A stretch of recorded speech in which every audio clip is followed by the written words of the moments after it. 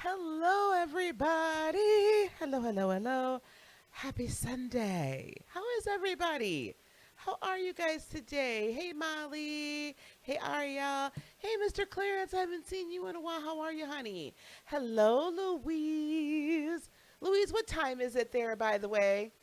What time is it there in beautiful Australia? And Shelly and Marilyn, and thank you, Mystical, for coming back. I so appreciate it. And Katie and Anna Rose and Linda, hello. CJD, hello, hello. Mel Soto, hello, darling. You like the music, huh? Hey, Trisha. All right, guys. Hello. Crazy Blonde, how you doing? How are you? Well, welcome everybody to tonight's Sunday Soul podcast. I've got a little extra light here today, and hey, Angela. And I don't know why, just I felt like I needed a little extra light. Um, but I wanted to get into something tonight that I've been stuck on this. It's 1:11 in the afternoon. Okay, thank you, honey. Um, I've been stuck on this a little bit, and not a lot of bit, just a little bit. Recently, I was watching YouTube. Let me see if I can figure out who I was watching and look at my library. And I just kind of happened across this wonderful, like, I think he's Hindu. I think he's Hindu.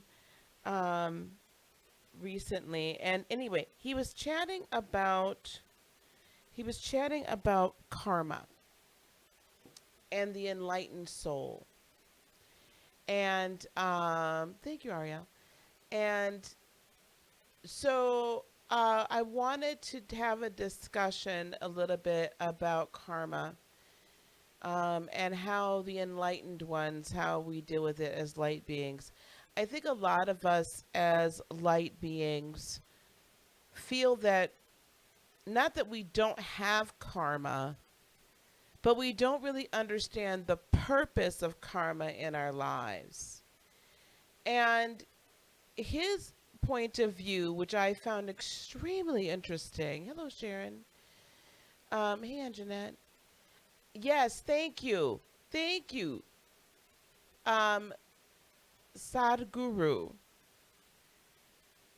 What I found extremely interesting, and that sent me on this, like, kind of multi-day, um, like, kind of vision or whatever, like multi-day, like, trek to figure this out. You can actually hit that live chat and hit pop out chat in the corner of the live chat. Yep, and then you can bring. Yep, perfect. Um, and it sent me on this, like, research thing, right? Like, I was, like, really researching it, because his stance is that karma, that enlightened beings, awakened beings, enlightened ones have more karma than just regular schmegulars. Now, when he said enlightened beings, I found that interesting as well, because can't we all get to this enlightened state? And I suppose all of us can. I'm going to extrapolate that a little bit and just talk about perhaps those that are aware we've been here more often, those that are light workers, um, those that are light beings, those are star seeds, that sort of thing. But his approach to karma is this, is that we as enlightened ones have more karma, and it is in fact our additional karma that then ties us and tethers us to the earth. Now, I know some of you may have heard me say this before, that what keeps us human and ties us here and keeps us from being crystalline beings is the blood. That our blood, right, that the blood coursing through our veins is what ties us to the earth. This is a concept I gathered. You want to go to scene one again real quick? That I gathered from Christianity. Just scene one. Thank you. That I gathered from Christianity. In studying the kind of science, if you will, of the sacrifice of Christ, the blood sacrifice, what that means, and all that kind of good stuff. And everything was tied into the blood. If blood was spilled on the ground, the blood cried out. So your blood has a voice. And in I'm going to bring this all together. But in that blood has a voice, and we are primarily water, and water has memory, our cells have memory. I feel like our karma is carried in a sense in our blood. Because if we lose a lot of blood when we die, when our heart starts pumping blood through our veins, what happens? Our spirit leaves our body and we go to upper regions, right? We go to upper, higher dimensions or another dimension. We leave this body, we leave this world. And so it is what makes us human is our blood and our karma and our energetic cellular memory. So the cellular and evolutionary memory, what we call our Akashic records, encapsulates our karma. It brings it all together. It houses it. And as such, that is what anchors us here.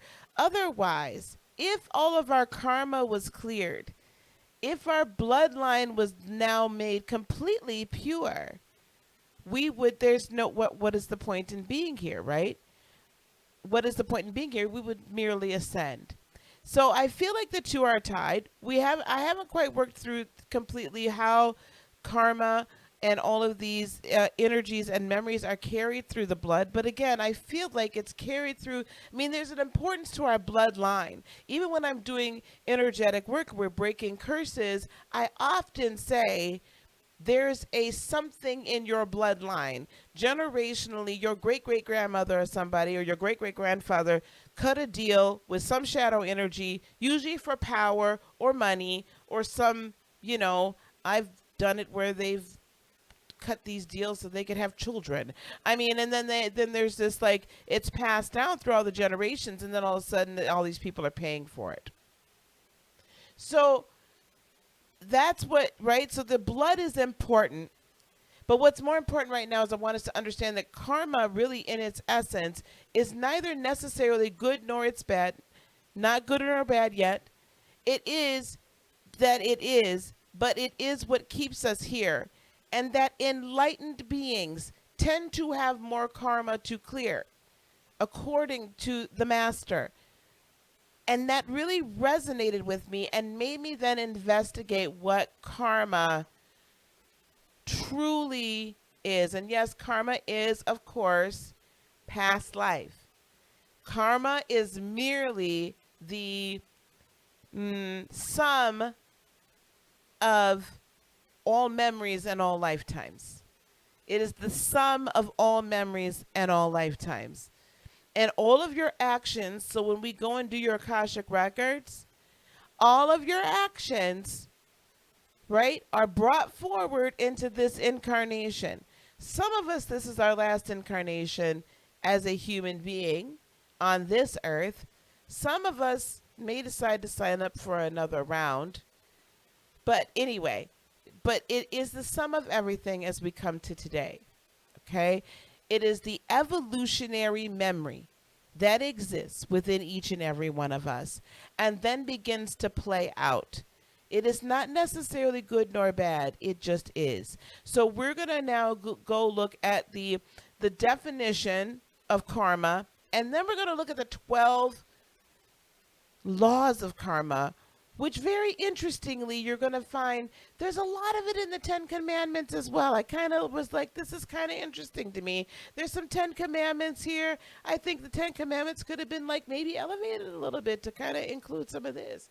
So here we go. Karma in Hinduism and Buddhism. This is the dictionary explanation or definition. The sum of a person's actions in this and previous states of existence.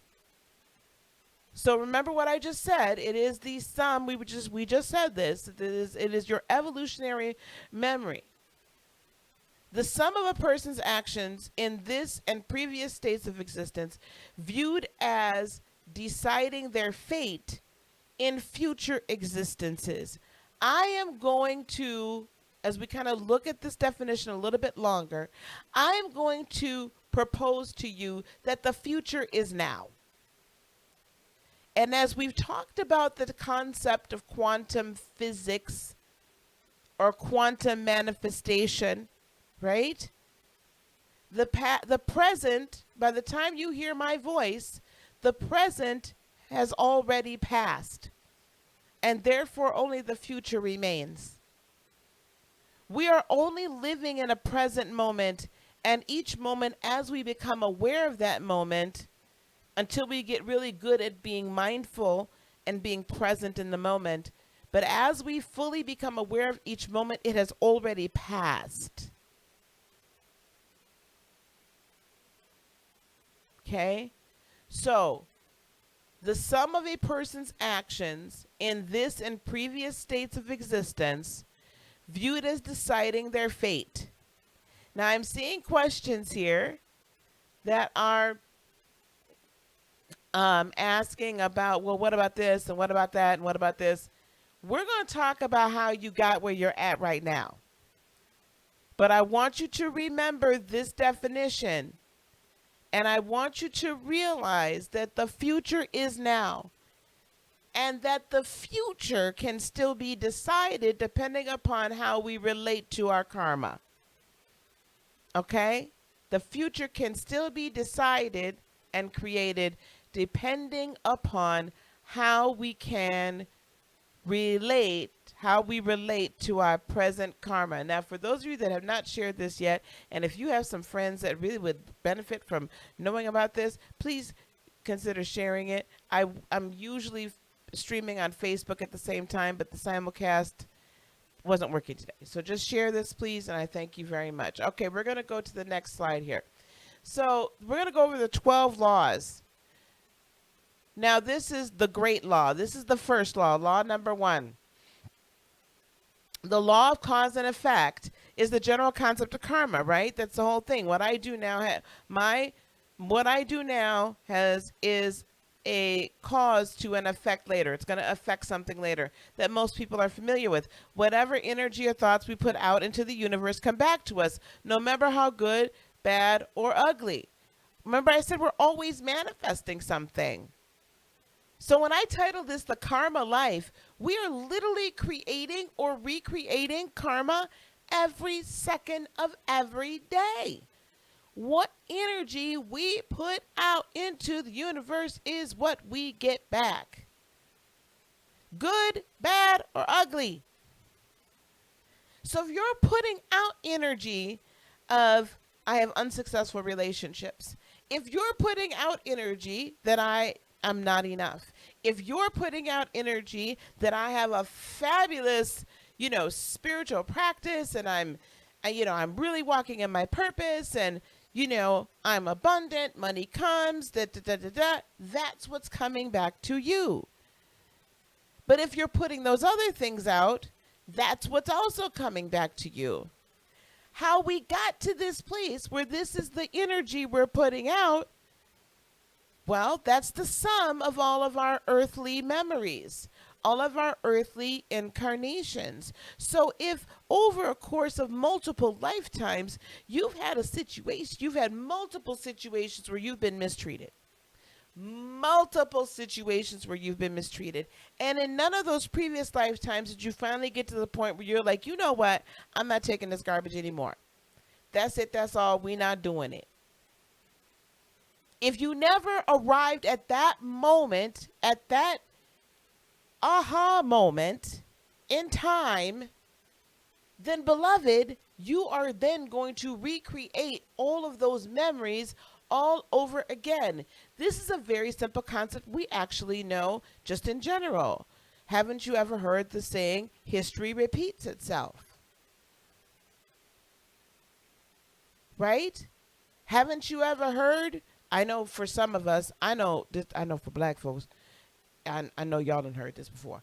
So where we say, if you don't know where you're from, you don't know where you're going. If you don't know what you've come from, you have no idea where you're going.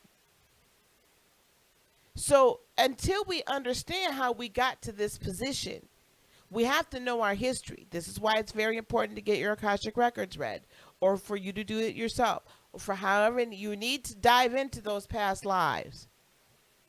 Because you got to understand, what is it you bringing forward in here? And even in your own life, let me tell you something. If you've had a series of unsuccessful relationships,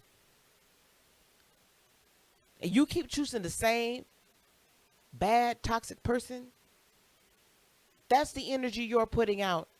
And we're going to talk about the responsibility part to that in just a very little bit. Okay, so any of that negative energy is going to draw back in negative. It is not that opposites attract.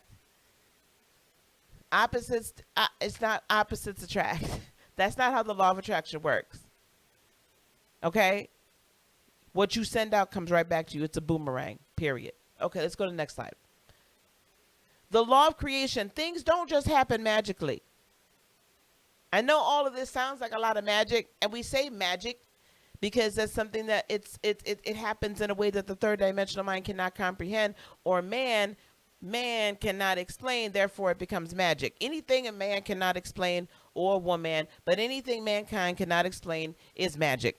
Anything that is hidden, that used to be known and maybe is hidden now, and hidden mysteries, is occultism. So let's just get that out the way. Things don't just happen magically. You must make them happen.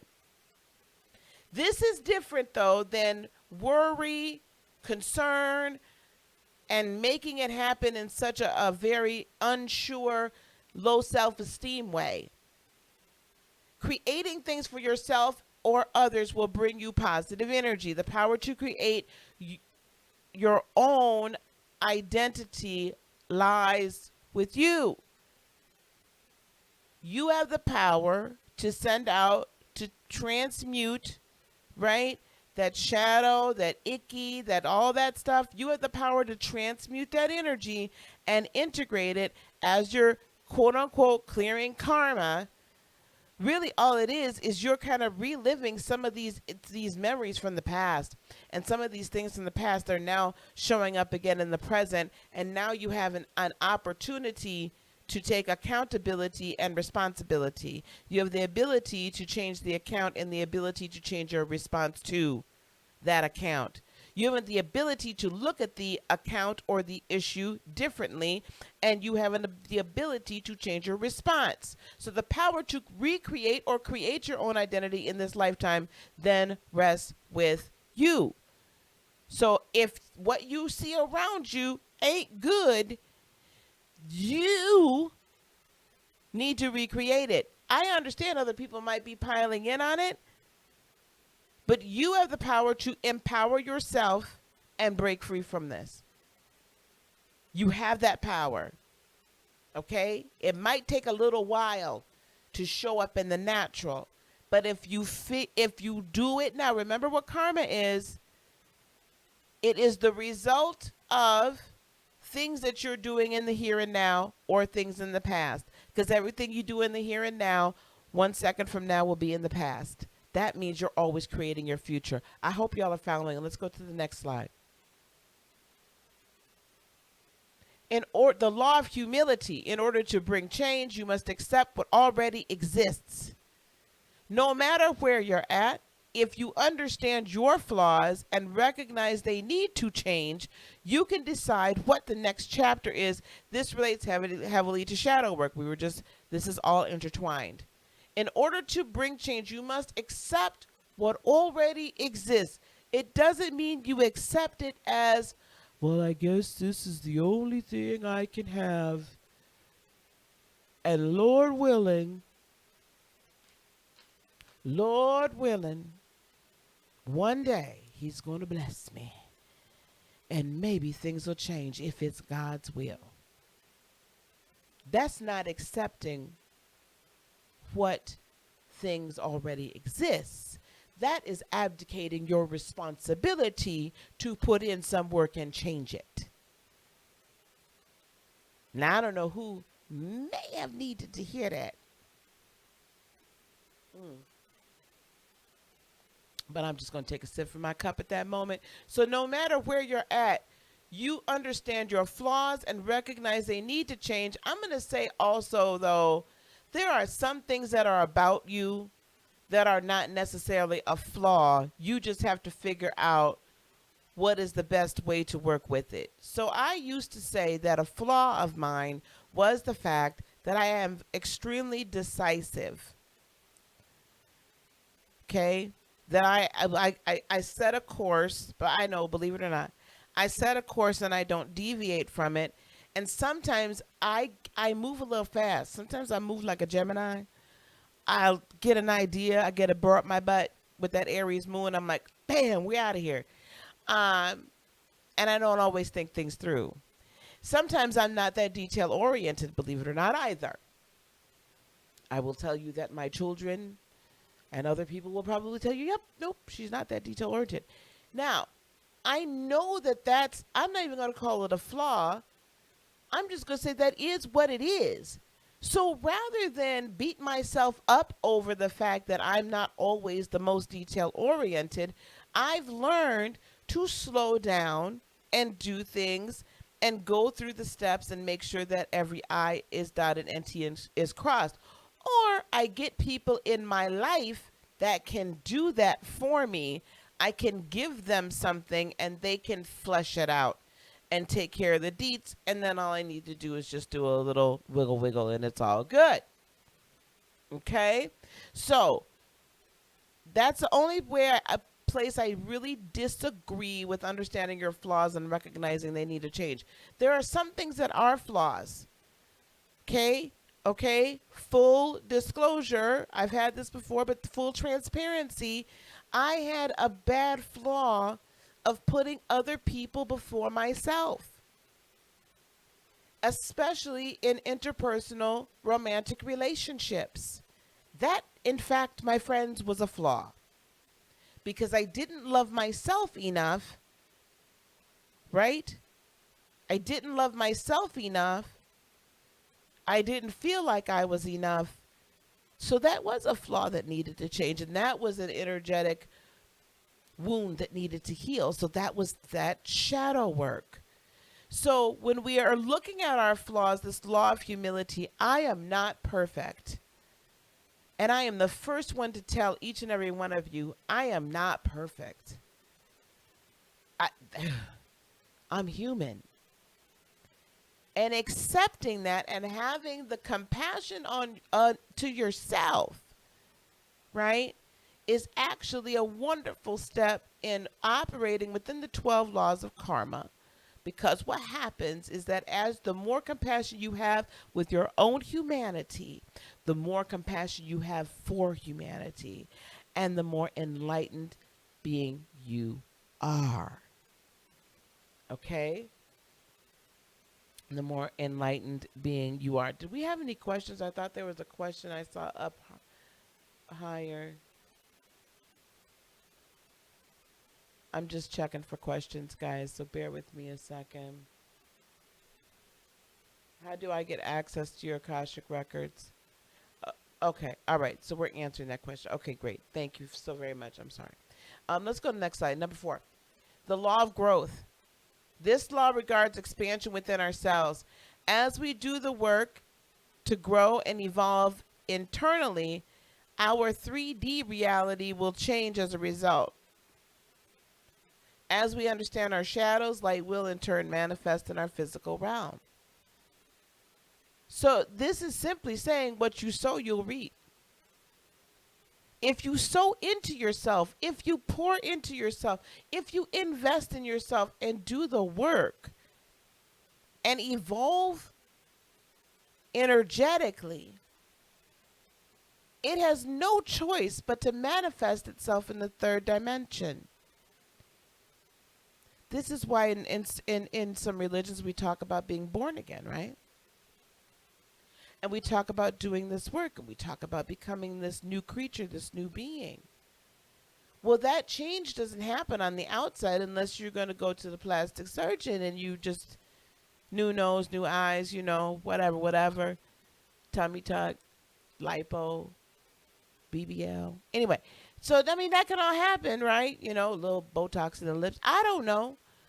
But so that can change, but nothing has changed internally. So basically, you're still the same person. You just like spruced up the outside. But nothing in your third dimensional realm, I don't care how much you get, right? How much plastic surgery you get, if you've not done anything on the inside, you're still going to have the same crappy life. You're still going to be running around here not knowing your purpose. You're still going to be wondering why people still walk all over you and you keep attracting toxic energy. You're still going to be doing the woe is me act. You're still going to be the victim. So either you're going to decide to take control and no longer be the victim, or you're going to be the victim and, the garage looks great. The exterior of the house looks fantastic. But the interior is garbage. So we have to understand that as we transmute the shadow energy and do the work, more light is able to shine through and shine out and recreate our world. And we grow and we ascend, right? And we become more enlightened as we sow into ourselves and really till the ground and do the work. It will manifest in your physical realm, and I am living, breathing proof of it, and a lot of you are too. Okay, next slide. The law of responsibility. Taking ownership of our actions is very important. It is an extremely important aspect of karma, clearing karma, using karma to assist us in our lives. No one else is responsible for your actions, for your existence, for who you are and what you are, except for yourself. No one. I am not responsible. Okay? As Ralph Smart would say, the cat down the road is not responsible. I hate to say this, but I had to come to this realization as well. My mother is not responsible for who I am today. My father is not responsible for who I choose to be today. Now, they have had a hand in the things that I've had to integrate and the shadow work I've had to do because I'm from that bloodline, those two bloodlines coming together to create this one. But I, at some point, had to make a choice whether or not I was going to allow that to continue to impact the rest of my life, or I was going to do the work and clear it out and integrate then that shadow and allow it to be an empowerment rather than an impediment. You choose. It is your responsibility.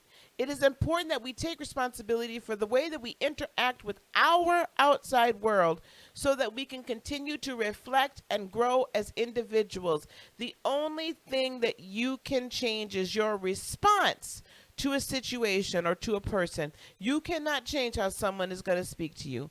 Well, only thing you can control, right? You've heard that before, is your response to it.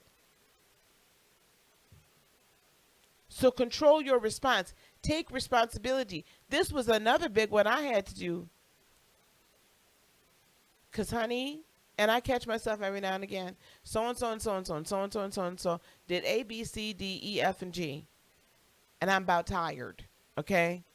Any of you that have spoken to me during this AEP Medicare season know I'm about tired. But the only thing I can do is change my response and how I'm interacting with my external world. So if I respond continually, like I'm sick and tired of these people, they ask me the same questions, I'm just getting frustrated and frustrated and frustrated, frustrated and frustrated. Guess what's going to happen throughout the rest of the day? Everything that every person and every interaction I have is going to be frustrating. If I start my day out being frustrated and then tell other people I'm so frustrated with these agents, they're really irritating my last nerve. Do you know what happens by 4 or 5 o'clock? Nobody wants to talk to me. Y'all better move. Don't talk to me because I am just a you know what on wheels. I know that's hard for some of y'all to believe, but honestly, I can be that way. However, it's a choice. So I take responsibility for my own actions. I take responsibility for how I interact with my outside world, and I take responsibility for how I interact with those that are interacting poorly with me. I'm still reflecting light, even when I say, you know what it is, what it is. Okay, that's all right. It is what it is. And I keep it moving because I can't let that come here. I can't let that affect me because you know what then? Remember, every action has an opposite and equal reaction. It is actually a boomerang. What I send out will come back. So I have to take responsibility in each and every option. All right, next slide. The law of connection. This is a beautiful one. I love this. This law states that everything in the universe is interconnected. Everything. The past, the present, and the future may seem different, but together they make up our reality. As the first chapter in your life leads to the next chapter, both are part of the same novel. Therefore, every human is connected as one form of consciousness. Now, the Egyptians took this further. The Egyptians, I think it was the Mayans as well. The ancient ones took this further. That everything, the tree, the dog, the cat, the ant, the plants, everything is interconnected. All energy. We are all part of the same consciousness and construct. So the ant, as it crosses our path, is no less interconnected with the universal consciousness than we are. We have a different expression of our connection to the universal consciousness than the ant. We are all interconnected. This is why you can come here and bring your beautiful energy here to this room today, to this podcast today, later on, as this energy is going out. Those of you that will listen to this later, you can bring your energy here and you can feel my energy and sense it because we are all interconnected. What was the Whitney Houston song? Your love is my love. My love is your love, right? We are all interconnected, honey. So when you remember, now those of you that have been with me a while, remember I did the 7 laws of manifestation, I think, a while ago. And there was a similar discussion like this in one of the laws. So if you recognize that my consciousness is interconnected with yours, is interconnected with hers, is interconnected with his, then my ripple effect of good, bad, or indifferent energy, as I pour it out all over into this universe, literally does set off a ton of dominoes, now doesn't it? We are all one form of consciousness. All one form. All in the same matrix. All in the same matrix. All right, let's go to the next one. The law of force. Though we all love to multitask, right? Karma states, now this is a hard one for me, y'all. Karma states that energy should not be put toward two things at once. I think that we've talked about this before, but we've not really, I mean, I know some of us have heard this. I don't think we really recognized how intertwined the laws of karma and the laws of manifestation are. And how literally manifestation is karma. We are literally manifesting our karma. Remember, karma does not have to be bad. Karma is what it is. Karma just is. It is a reflection or a result of a previous action. Cause and effect. When slowing down and focusing on one thing at a time, the quality of the result is greater. This is your sign to slow down. In other words, and I'm guilty. Let me tell you something. This last few weeks, I've been especially guilty of this. I have so many irons in the fire right now. I can't even properly train poor Whitney on what she needs to do here. Because I got so much going on, and my energy is so scattered that I can't even focus in on her. And she's sitting right here and she's laughing. So I am admitting to the fact that that's bad. Okay? It's bad. So my energy is so spread out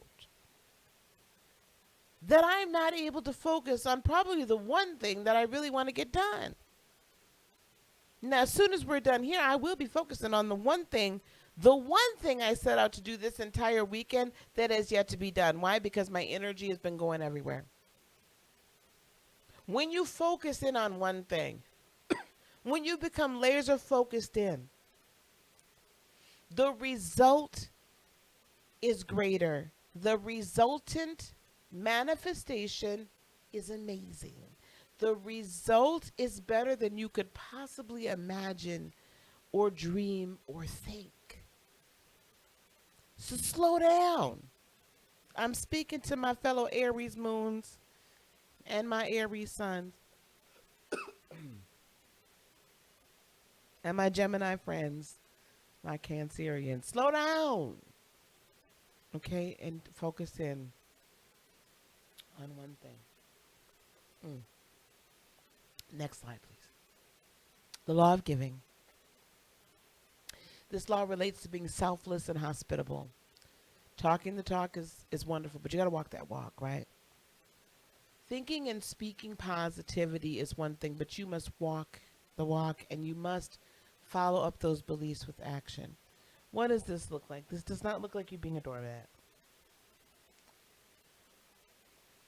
This does not look like you being a doormat. This looks like you, while honoring and loving yourself, you honor the power or the master in others, right? And you have compassion for others. Now, Namaste simply is, I honor the master in you. That's all Namaste is. So whenever I say Namaste to you, I am honoring the master that resides within you already. When I'm doing acts of selflessness, I'm not being a doormat. I'm merely shining my light. Now, if I show you selflessness and I'm kind and whatnot, and you seem to take that and want to run with it on a regular basis, then I have to move around. It's not that I'm angry with you either. It just is what it is.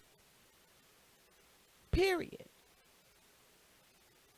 And that is actually quite selfless. When you get to the point where things just are what they are, you don't get quite as hyper and upset about certain things either. But be a giving soul. It actually feels really good. But don't but don't allow people to take advantage of you. That's a fine line between that. Okay? A very fine line.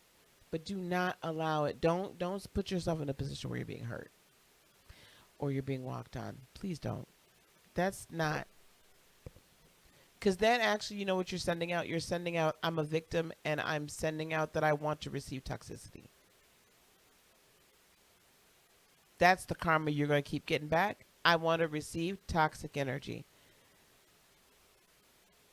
because you're allowing it to come in and you're not doing anything about it. So switch that around. Why is it that you feel like you deserve to receive it? Because you don't. Okay, next slide. We're getting on, guys. We're doing good. Law number 9, the law of here and now. Living in the past is going to get you nowhere. Understanding the past, healing from the past will get you everywhere, but we cannot live there. When we do this shadow work, when I work with you all, I always say look at this as a third-party observer, as an outside observer. Okay? Look at it as an outside observer. Because that memory can no longer harm you. See, now we're going to look at the memory as a memory, and we're going to deal with the feelings that are brought up as a result of this memory that can no longer harm us, and we're going to transmute that energy. Okay, I'm going a little far. We're going to transmute that energy as we're doing the shadow work. But so living in the past is living there is not going to do anything for you. If we stay connected to our present, all aspects of our lives will improve, especially those interpersonal relationships and experiences. There's a beautiful ambiance that you bring about. It's always better when your thoughts are present and in the moment. Think of it if you're on a date. Okay? I don't know what one of those looks like these days, but I hear in the past, if I remember way back when, you know, if I was on a date with my significant other or I was just hanging out or whatever, we're doing whatever, and I could tell that their mind is elsewhere, or you know how you're in a relationship or you're just starting that relationship and, you know, I don't know why we want to know this, but we seem to always want to know about like their exes and stuff. Like, I guess that's valuable in some cases, but anyway, but sometimes like the ex will come up, right?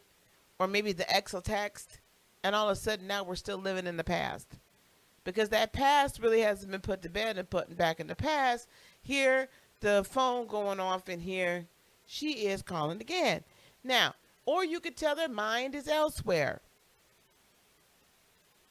Right? We're just supposed to be having a conversation, or we're just sitting here chilling, and you feel their energy drift off. And when it happens a lot, we kind of get feeling some type of way. Like, why are you not paying attention to me right now? I'm right here. Right? That's a good example of living in the present. You need to be present for every moment. And when you're present for those moments, if I'm going to go back to the whole date scenario, right? You know, follow me. Some of us haven't been on a date in forever, but okay, we're all right. If you're there on the date, and that person is with you in that moment, and you are present in that moment as well, what a beautiful connection you guys have. Because there's nothing else in the world going on except for the two of you. So can you love yourself enough and honor yourself enough to be present with yourself enough in every moment and make every moment super special for you? Because it is. Every moment is special. Stay in the here and now, not worrying about the past. It's so much easier to see where you're going if you're not always looking in your rearview mirror. Things are always better in the present. So I could sit here and be really upset with myself about what I did not get done this weekend. Or I can be present in this moment with you all and enjoy this wonderful time we're having going over this karma life and how we can use karma properly in our life today to enrich it. Right? So let's be present in this moment. Let's go to number 10. The law of change. Does the past keep repeating itself? That's the universe's way. We talked about this before, of telling you something needs to change.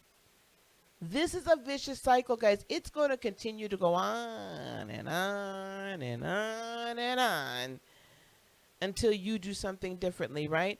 What is the definition of insanity? Doing the same thing, right, over and over again and expecting different results.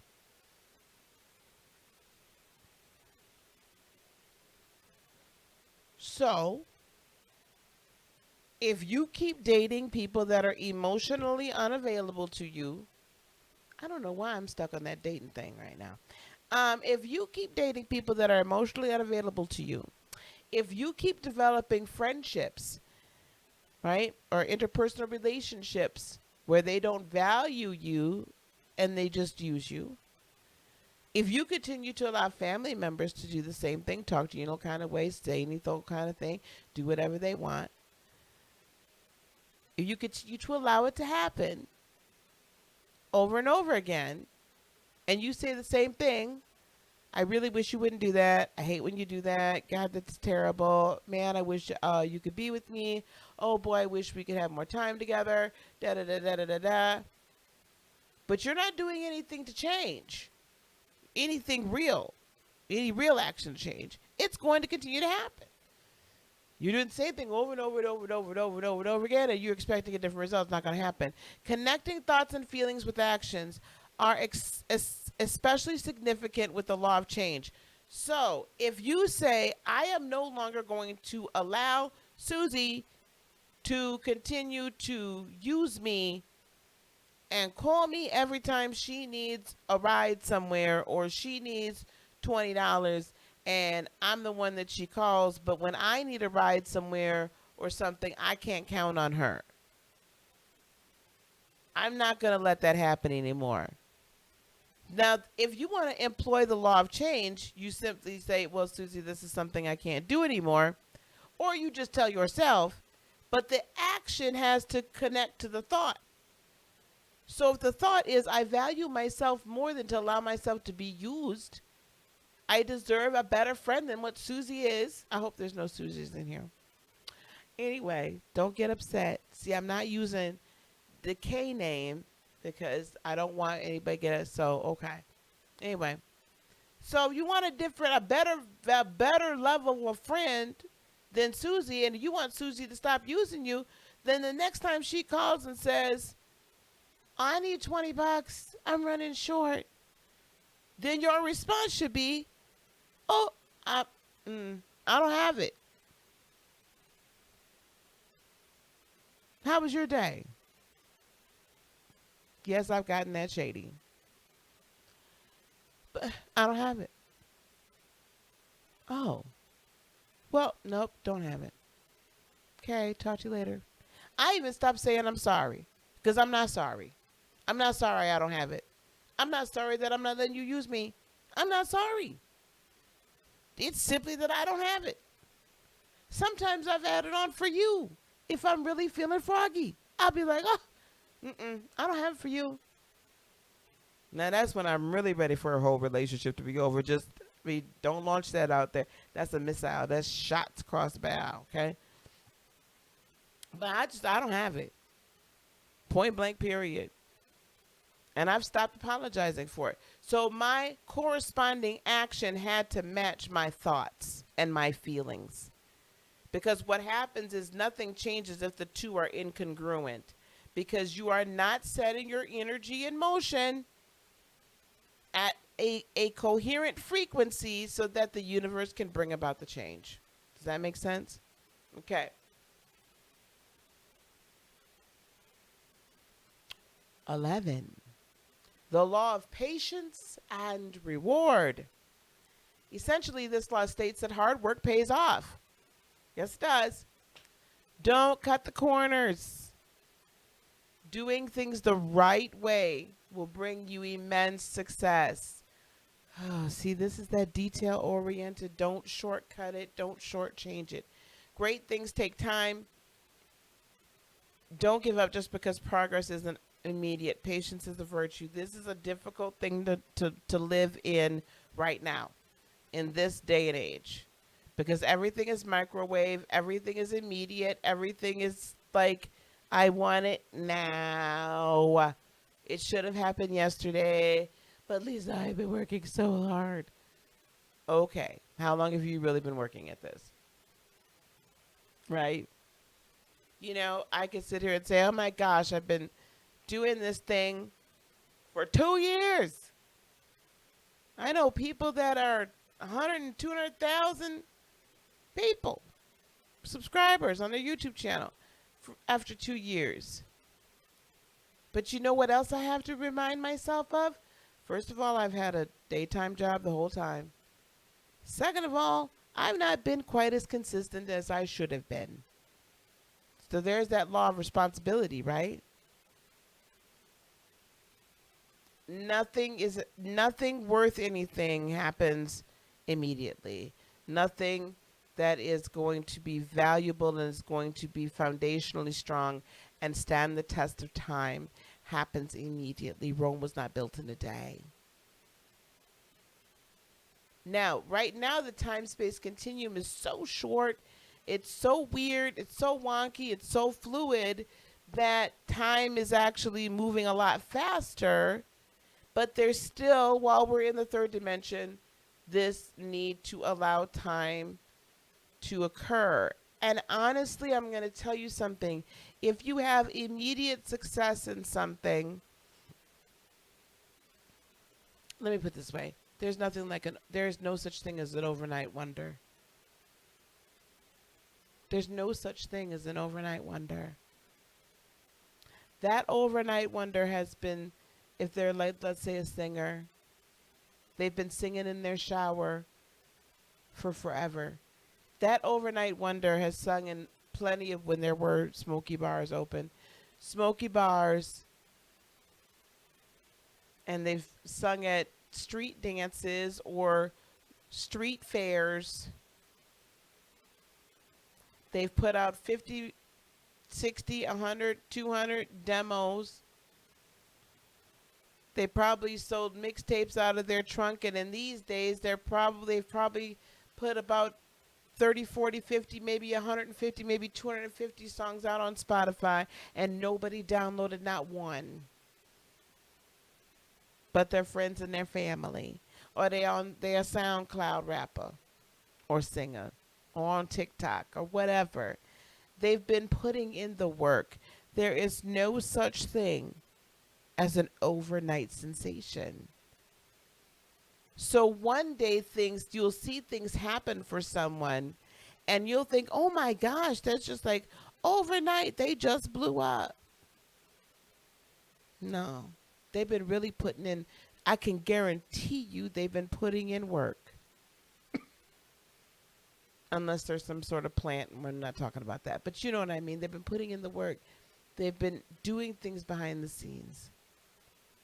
And so the ones that are one of those like overnight sensations that someone just looked on and said, oh, I think I want to, do it for you. And they really weren't ready, and they didn't have a foundation, and they didn't really have anything to build upon.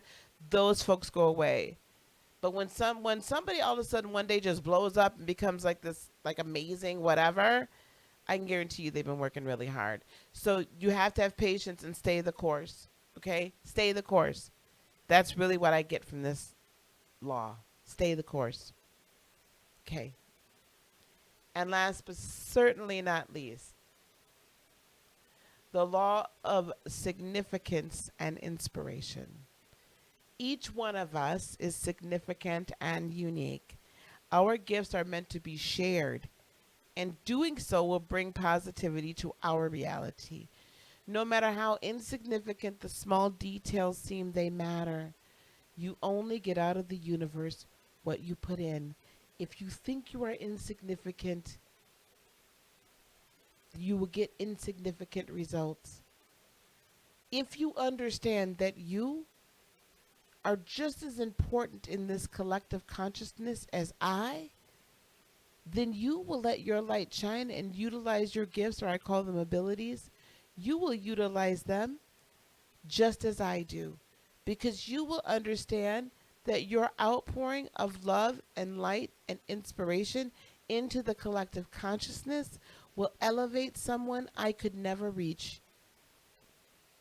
And yours is just as important as mine. You are significant and you are important, and you absolutely must do everything within your power, right? And beyond that, you must shine your light and you must walk in your purpose. So, wow, yep, that is amazing. 12 laws of karma. Now, that is living life. That is living a karma life. And when I look at it that way, then karma does not seem so much like the boogeyman anymore, now does it? Karma now really becomes something that is healthy, that is necessary, that is beautiful, that really feeds into our manifestation, and that we can utilize to strengthen our foundation and grow and elevate to higher heights. I will tell you though, the higher you go, there are more things I feel like that are challenges along the way. It's not an easy road. It is not an easy road, especially for those of you who want to be kind of in the public eye and whatnot, or whatever. You know what I'm saying? That you want to do something like this. It's not easy. There are things that are going to get thrown up at you all the time. All the time. Every great empath has their great narcissistic experience. It is a ritual, like it is trial by fire. It is initiation. It is whatever it is, but it is. We're all going to have to go through things in order to get to where we're meant to grow to. Because if nothing ever happened, then we would have nothing to draw on, right?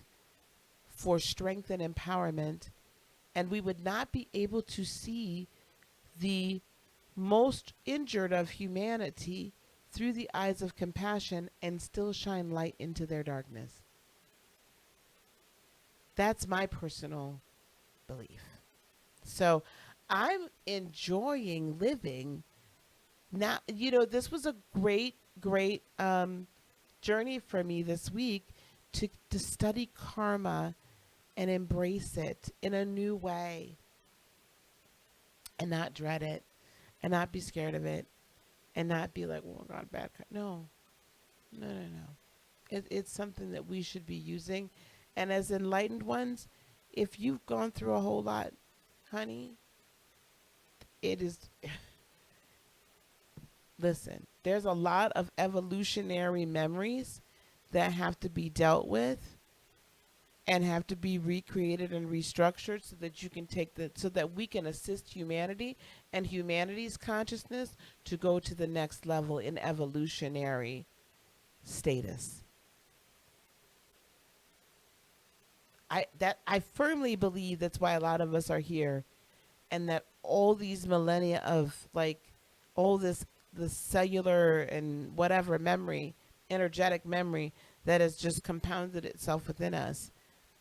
It has, so that we can work through it on as an interconnected consciousness, and this further assists humanity into its next evolutionary stage. So we have very important work by working through our own consciousness, okay? All right, guys, that's our podcast, our Sunday Soul podcast for this week. This is episode 8. This is the most no, not the most, but let me tell you something. I'm pretty darn proud of myself for being this darn consistent and coming to you every Sunday, no matter what, because I was tired tonight, y'all. But anyway, so this is episode 8. Thank you very much. If you want to work with me, go to heartofinspiration.net. There's ways to work with me, Akashic record readings, energy sessions where we just kind of hang out with spirit and do whatever we want to do. There's mentorship opportunities, and soon I will be taking, again, opening up, actually I have it open right now, but interviews to get into an ongoing 8-week customized masterclass for each one of you, with some group sessions and then some individualization if you're really ready to take it to the next level. So email me at admin@heartofinspiration.net if you would like to set up a time to see if you are, ready for the master class, and we could talk about that as well. So I really want to thank you guys so much for being here, and thank you for liking, subscribing, and sharing. If you're seeing this, check to make sure your subscription is still valid, because I have noticed that YouTube has been kind of like unsubscribing people. Sometimes it happens, so just check it and just make sure that you're subscribed. You got that bell button, and we'll be getting some more information out here very, very soon. Peace, love, blessings, and joy be unto you today, tomorrow, and for all eternity. I love you guys. Thank you, beautiful moderators on YouTube, for moderating, and thank you, everyone, for joining me. So appreciate you. Namaste. Bye-bye, guys.